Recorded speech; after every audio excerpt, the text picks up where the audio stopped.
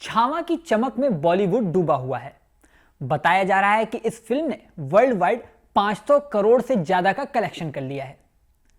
इसी के साथ सोशल मीडिया पर यह चर्चा भी चल रही है कि आखिर संभाजी के बारे में हमें क्यों नहीं पढ़ाया गया, इस वीर योद्धा के बारे में हमें क्यों नहीं बताया गया। छावा जो है संभाजी के चरित्र पर आधारित है। ये शिवाजी के बेटे और मराठा साम्राज्य के दूसरे छत्रपति थे। इससे पहले तानाजी मालसुरे पर भी फिल्म आई थी। उसके बाद भी यही चर्चा हुई थी कि आखिर इस वीर मराठा योद्धा के बारे में हमें क्यों नहीं पढ़ाया गया। इसकी वजह पर आपको खास बात बताऊंगा, लेकिन उससे पहले यह समझ लीजिए कि मराठा साम्राज्य में अभी और भी बड़े बड़े वीर योद्धा हुए हैं। ऐसे वीर योद्धा जिन्होंने इन दोनों मराठा योद्धाओं से ज्यादा बड़ी भूमिका निभाई थी मराठा साम्राज्य के उत्थान में। इनमें से एक थे बाजी प्रभु देशपांडे। तानाजी मालसुरे ने तो सिर्फ एक किला जीता था और संभाजी ने कुछ समय ही छत्रपति की भूमिका निभाई थी, लेकिन बाजी प्रभु देशपांडे ने शिवाजी को कई हजार मुगल सैनिकों से बचाया था। शिवाजी ने ही उसके बाद मराठा साम्राज्य की नींव रखी। बात है 1660 की। इन दिनों शिवाजी पन्हाला के किले में थे। मुगलों के अलावा बीजापुर से यानी आदिल शाही से भी उनकी बड़ी दुश्मनी चल रही थी। दरअसल शिवाजी का पहला दुश्मन आदिल शाह ही था। आदिल शाह को किसी तरह खबर मिल गई कि पन्हाला के किले में शिवाजी हैं। उसने तुरंत 10,000 सैनिकों की फौज पन्हाला के किले पर भेज दी। किले के अंदर शिवाजी संग सिर्फ 600 मराठा थे और बाहर 10,000 सैनिकों ने उनको घेर दिया। अब यह सवाल खड़ा हो गया कि शिवाजी को किस तरह से बचाया जाएगा। जो 600 लोग अंदर थे उसी में से एक थे बाजी प्रभु देशपांडे। आदिल शाह का सेनापति सिद्दी जौहर अपनी सेनाओं के साथ कहर बरपा रहा था। चारों तरफ से तोपें लगा रखी गई थी। कई महीने तक अंदर मराठा सैनिक फंसे रहे। अंदर की सारी रसद और संपत्ति भी खत्म हो गई। अब शिवाजी को बाहर कैसे निकाला जाए। लग रहा था कि शिवाजी के जो किले के अंदर ये दिन है ये अंतिम दिन न साबित हो जाए। ऐसे में एक खास प्लान बनाया गया। शिवाजी की शक्ल से मिलता जुलता शिवा नवी नाम का एक आदमी बाहर निकला। उसे शिवाजी की तरह ही कपड़े पहनाए गए थे। उसने जाके आत्मसमर्पण कर दिया। इसी बीच मौका पाकर 600 सैनिकों संग शिवाजी बाहर निकल गए। एक तरफ शिवाजी के डुप्लीकेट को पकड़ के आत्मसमर्पण करवा के आदिल शाह के सैनिक खुश हो रहे थे। दूसरी साइड से शिवाजी 600 सैनिकों के साथ तेजी से बाहर निकले। हालांकि थोड़ी ही देर में उन्हें समझ में आ गया कि यह शिवाजी नहीं कोई और है। शिवाजी को बाहर जाता देख आदिल शाह की पूरी फौज पीछे लग गई। आदिल शाह के सैनिक तेजी से बढ़ रहे थे और सवाल था कि इन्हें किसी भी तरह रोकना होगा। ऐसे में जिम्मेदारी संभाली बाजी प्रभु देशपांडे ने। वो मुट्ठी भर सैनिकों को लेकर रास्ते में रुक गए कि अब आदिल शाह के सैनिकों को रोकना है और 300-400 सैनिकों को लेकर शिवाजी आगे निकल गए। बाजी प्रभु देशपांडे सिर्फ 200-300 सैनिकों को लेकर 10,000 आदिल शाह के सैनिकों से लड़ते रहे। कहा जाता है कि 15 से 18 घंटे तक ये जंग चली और उन्होंने आदिल शाह के सैनिकों को रोके रखा। इस पूरी जंग में बाजी प्रभु देशपांडे शहीद हो गए। लेकिन कमाल की बात यह है कि करीब 4 से 5,000 आदिल शाह के सैनिक मारे गए। जब तक बाजी प्रभु देशपांडे शहीद हुए उससे पहले शिवाजी दूसरे किले में सुरक्षित पहुंच चुके थे।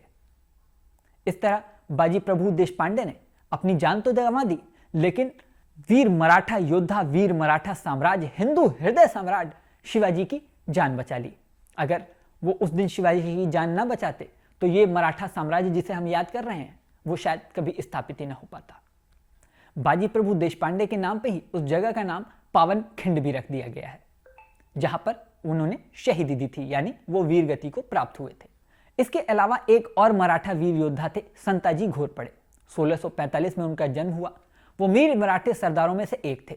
संभाजी की मौत के बाद उन्होंने कसम खाई थी कि इस मौत का बदला लेंगे। इस मौत का बदला लेने के लिए उन्होंने एक खास प्लानिंग भी की। एक बार औरंगजेब दक्कन की तरफ आया था। उसके साथ कई हजार मुगल सैनिक थे। वो अपने तंबू में आराम कर रहा था। संताजी को जैसे ही पता चला कि दक्कन की तरफ औरंगजेब आया हुआ है, उन्होंने समझ लिया कि संभाजी की मौत का बदला लेने का यह बेहतरीन मौका है। वो सिर्फ 2000 सैनिक लेके औरंगजेब के तंबू में चुपचाप घुस गए। वहीं पे उन्होंने मारकाट मचानी शुरू कर दी। वो तो उस दिन औरंगजेब की किस्मत अच्छी थी कि वो अपने कैंप में नहीं था, वरना वो उसी दिन अल्लाह मियां को प्यारा हो जाता। औरंगजेब तो नहीं मिला, लेकिन संताजी थोड़ी देर में ही मुगल सैनिक पर कहर बरसाकर उन्हें मारकाट करके कैंप से बाहर निकल गए। संताजी की अगर वीरता को आपको समझना है तो जरा इस आंकड़े को देखिए। 1689 यानी 1689 में औरंगजेब के जनरल शेख निजाम को उन्होंने रौंदा। 1690 में सरफराज खान यानी रुस्तम खान को सतारा के पास हराया। 1692 में जनरल अली मर्दान को हराया। 1692 में ही मुगल सेनापति जुल्फिकार अली खान को उन्होंने हराया। 1693 में मुगल जनरल हिम्मत खान को विक्रम हल्ली के पास उन्होंने हराया। 1695 खटाव के पास उन्होंने मुगल सेना का कचूमर निकाल के रख दिया था। 1695 में ही औरंगजेब के शक्तिशाली जनरल कासिम खान को उन्होंने चित्रदुर्ग के डडोरी के पास हराया। यहां से उन्होंने मुगल राजकोष के 60 लाख रुपए लूट लिए थे। 1696 में कासिम खान की मदद के लिए गए कमांडर हिम्मत खान को भी उन्होंने हरा दिया था। इस तरह 11 में से 9 जंग उन्होंने जीती थी। मुगलों के दरबारी इतिहासकार शाफी खान ने लिखा है कि मुगलों का कोई सरदार संताजी से लड़ने की हिम्मत नहीं रखता था। अगर संताजी से जंग करने की बात आए तो सारे सरदार पीछे हट जाते थे। हालांकि संताजी की अपने ही किसी परिचित ने आपसी मनमुटाव में उनके घर पर हत्या कर दी थी। अगर यह हत्या ना होती तो शायद मराठा साम्राज्य का इतिहास इससे भी कहीं ज्यादा उज्जवल होता। इसके अलावा एक और नाम है मुरारबाजी देशपांडे। मुरारबाजी देशपांडे शिवाजी के खास लोगों में गिने जाते थे। कमाल की बात यह है कि वो शुरू में शिवाजी के साथ नहीं लड़ते थे बल्कि शिवाजी के खिलाफ लड़ रहे थे। जी हाँ, सही सुना आपने। शिवाजी के सबसे खास लोगों में एक मुरारजी देशपांडे कभी शिवाजी के खिलाफ थे। मावली की जंग में एक तरफ शिवाजी की फौज थी, दूसरी तरफ अपने सैनिकों के साथ मुरारबाजी। इस पूरी जंग में मुरारबाजी के सारे साथी लड़ते हुए भाग गए। मुरारबाजी अकेले लड़ते रहे। शिवाजी ने उनकी वीरता देखी तो वो भी बहुत खुश हुए। मुरारबाजी को पकड़ लिया गया था लेकिन शिवाजी ने उन्हें मारा नहीं बल्कि उन्हें समझाया। शिवाजी ने मुरारबाजी को बताया कि हम साम्राज्य विस्तार के लिए नहीं लड़ रहे, हम लोग राजा बनने के लिए नहीं लड़ रहे, हम लोग अपने लिए नहीं लड़ रहे, हम लोग लड़ रहे हैं हिंदवी स्वराज के लिए। हिंदवी स्वराज ही हमारा सपना है। जब मुरारबाजी को यह बात समझ में आई कि किस तरह भारत बटा हुआ है और विदेशियों के चंगुल में फंसा हुआ है, तब उन्होंने भी हिंदवी स्वराज में अपनी आहुति देने की कसम खा ली। इसके बाद वो शिवाजी के सबसे खास सैनिकों में से एक हो गए। एक बार पुरंदर के किले की रक्षा करने के लिए वो तैनात किए गए थे। तभी दिलेर खान नाम के सरदार ने, आदिल शाह के सरदार ने उस किले को घेर लिया। बाहर 5000 से ज्यादा सैनिक थे और तोपे। अंदर किले के अंदर, पुरंदर किले के अंदर 700 मराठे, जिनका लीडर था मुरारबाजी। मुरारबाजी कई दिन तक लड़ते रहे। उनकी बहादुरी देख दिलेर खान भी चौंक गया था।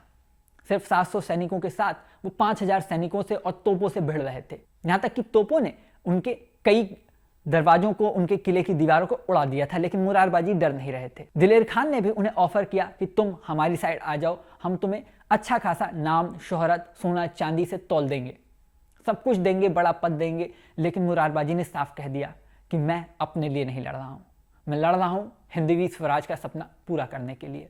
इस पुरंदर की लड़ाई में वो वीरगति को प्राप्त हुए। उनकी याद में महाराष्ट्र में एक लोकगीत भी गाया जाता है। इसके अलावा मराठा सेना में एक बहुत शानदार योद्धा थे प्रतापराव गुर्जर।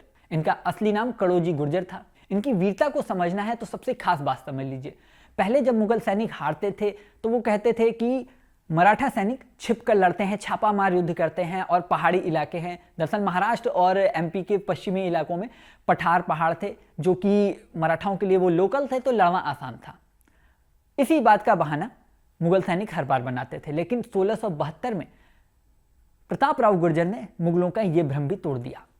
1672 में पहली बार मराठा सेना ने प्रतापराव गुर्जर के नेतृत्व में खुले मैदान में मुगल सेना को हराया। यहां तक कि मुगल सेनापति बहलोल खान को उन्होंने बंदी बना लिया। हालांकि बाद में उसको बरी कर दिया गया। प्रतापराव गुर्जर के बारे में बता दें, 24 फरवरी 1674 को बीजापुर की सेना से उन्होंने जंग की। यहां पर 15,000 सैनिकों से वो सिर्फ 6 सैनिकों को लेकर मुकाबला करने गए। नसेरी में उन्हें पता चला कि मुगलों की सेना रुकी हुई है, तो कई हजार सैनिकों के साथ सिर्फ 6 सैनिकों को लेकर वो भिड़ने चले गए।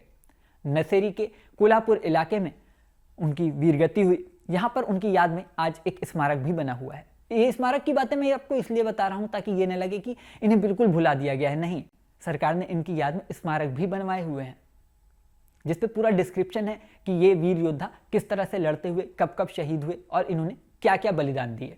इसी तरह एक और बड़ा नाम है महज्जी सिंधिया का। महज्जी सिंधिया का जन्म 1730 में हुआ था।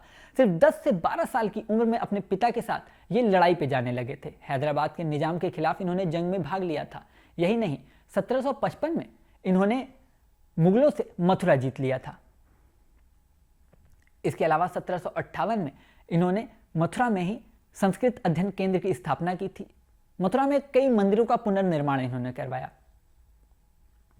पानीपत की जंग में लड़ते समय ये शहीद हो गए थे। इनके सारे भाई मारे गए थे, ये अकेले बचे थे और इनके पैर में बहुत बुरी तरह जख्म लग गए थे। इसकी वजह से बाद के जीवन काल में ये थोड़ा लंगड़ा के भी चलते थे। पानीपत की हार जो थी मराठाओं के लिए सबसे बड़ा डेंट थी, सबसे बड़ा जख्म थी, लेकिन पानीपत की हार का बदला महज्जी सिंधिया ने ही लिया। 1771 में इन्होंने दोबारा दिल्ली पर हमला किया और अफगान और रोहिल्लाओं से दिल्ली को आजाद कराया। मुगल राजा शाह आलम को फिर से तख्त पर बैठाया। दरअसल मुगल इनको यानी मराठाओं को कर देते थे, इसलिए मुगलों को वहां राजा बना के रखा गया था। सबसे बड़ी बात यह है कि महज्जी सिंधिया ने अंग्रेजों को 2 बार हराया। जी हाँ, मुगलों का तो राज्य तब कमजोर कर ही दिया था, अंग्रेजों को भी 2 बार हराया। 1774 में इनकी मृत्यु हो गई। इसके अलावा एक बड़ा नाम है यशोजी कंक का। यशोजी कंक शिवाजी की पैदल सेना के सरदार थे। इन्होंने हिंदवी स्वराज के लिए पूरी जिंदगी दे दी। 30 साल तक इन्होंने संघर्ष किया और सिर्फ 20 दिन अपने घर गए। जी हाँ, कभी अपने घर नहीं जाते थे, हमेशा मराठा साम्राज्य के उत्थान के लिए काम करते थे। कहा जाता है एक बार हैदराबाद के कुतुब शाह से शिवाजी की मुलाकात हुई। कुतुब शाह ने उन पर तंज कस दिया और कहा कि आपकी सेना में घोड़े तो है लेकिन हाथी नहीं है, हमारे पास तो बहुत सारे हाथी हैं। तो शिवाजी ने कहा मेरा एक एक मराठा एक एक हाथी है। कुतुब शाह को लगा कि शिवाजी मजाक कर रहे हैं, लेकिन शिवाजी ने चुनौती दे दी। उन्होंने कहा यकीन ना हो तो मुकाबला करवा लो। मैदान सज गया। एक तरफ था कुतुब शाह की फौज का खूंखार हाथी जो कि पूरी तरह से ट्रेंड था लड़ाई झगड़े के लिए, जंगों में जाने के लिए। दूसरी तरफ थे यशोजी कंक, शिवाजी के वीर मराठा सरदार यशोजी कंक। कमाल ये हो गया कि यशोजी कंक ने तलवार से उस हाथी की सूंड काट डाली और हाथी को जान से मार दिया। कुतुब शाह को भरोसा नहीं हुआ कि एक इंसान अकेले एक हाथी को मार सकता है, लेकिन ये सच है। आज भी उनको याद किया जाता है। यशोजी कंक ने शिवाजी के बाद राजा राम, शाहूजी, कई लोगों को युद्ध जितवाए।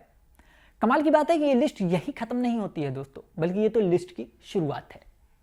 मराठा साम्राज्य में मोरोपंत त्र्यंबक पिंगले, शंकरजी नाराव गंडेकर, परशुराम पंत, हम्बीर राव मोहिते, रामचंद्र पंत आमात्य, पेशवा बालाजी विश्वनाथ, पेशवा बाजीराव बल्लाहार, पेशवा बाजीराव द्वितीय, चिन्माजी अप्पा सहित इतने नाम हैं कि इनकी वीरता की कहानियां मैं आपको सुनाऊंगा तो पूरा दिन निकल जाएगा, लेकिन ये कहानियां और ये नाम खत्म नहीं होंगे। और ये सिर्फ मराठा योद्धाओं की बात हो रही है। भारत में मौर्य साम्राज्य, चोल साम्राज्य, गुप्त साम्राज्य, कुषाण राजवंश, शुंग राजवंश, चालुक्य राजवंश, हर्ष साम्राज्य, अहोम साम्राज्य सहित कई साम्राज्य हुए हैं जिन्होंने विदेशी शक्तियों को हराया है।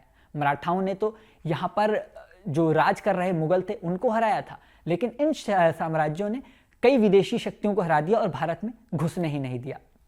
अब सवाल यह है कि अगर इन सबके बारे में पढ़ाया जाएगा और इन साम्राज्यों में एक नहीं बहुत सारे योद्धा हुए, जिस तरह मराठा साम्राज्य में इतने सारे योद्धाओं को मैंने आपको गिनवाया है, उसी तरह इन सारे साम्राज्य में, चोल साम्राज्य में, मौर्य साम्राज्य में, अहोम साम्राज्य में एक से एक बड़े वीर योद्धा हुए।